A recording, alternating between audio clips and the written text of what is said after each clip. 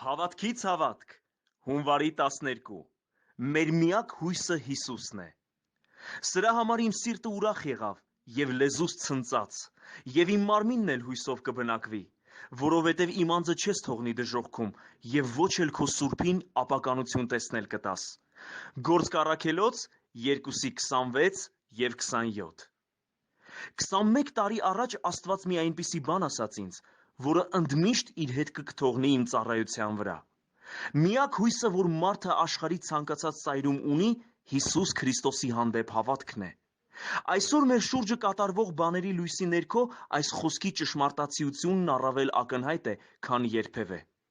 Մենք մի սերունդ ենք, որը տառապում է այնպիսի հիվանդություններով, որոնք մարդը չի կարող բուժել։ Ապրում ենք այնպիսի ժամանակաշրջանում, որում կան այնպիսի խնդիրներ, որոնք մարդը չի կարող լուծել։ Ցանկացած կարճատև հաջողություն մթագնում է նոր և ավելի մեծ ճգնաժամի ստվերի տակ։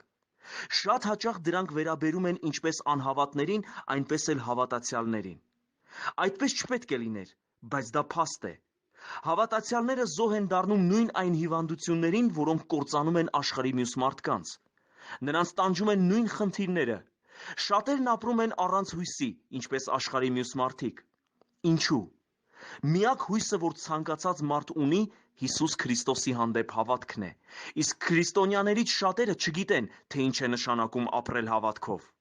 Խոսքով և հավատքով լցված լինելու փոխարեն մարդիկ լցված են կրոնական ավանդույթներով ու սնահավատությամբ։ Նրանք տառապում են։ Երբ սատանան գրոհում է նրանց վրա հիվանդություններով, աղքատությամբ, դեպրեսիայով և ապահարզաններով,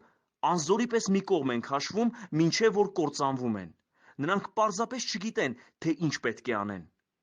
Աստվածաշունչն ասում է. «Իմ ժողովուրդը կործանվում է գիտություն չունենալու պատճառով»։ Բայց դու գիտես,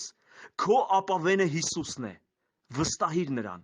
Ասա աշխարհին, որ Հիսուսը նրանց հույսն է։ Աստվածաշնչյան ընթերցում Մարկոսի 4:35-41։ Աստվածաշնչի ընթերցման 1 տարվա հաղթական ծրագիր։ Այսօր կարդա և հաղթիր։ Սաղմոս 12, Ծննդոց 23:24, Մատթեոս 12։ Քո երկնային Հայրը ուզում է, որ դու լսես նրա ձայնը։ Լսիր նրա կատարյալ ձայնը և հնազանդվիր, և թշնամու ձայնը կլռի։ Տեր Հիսուս Քրիստոսի անունով։ Ամեն։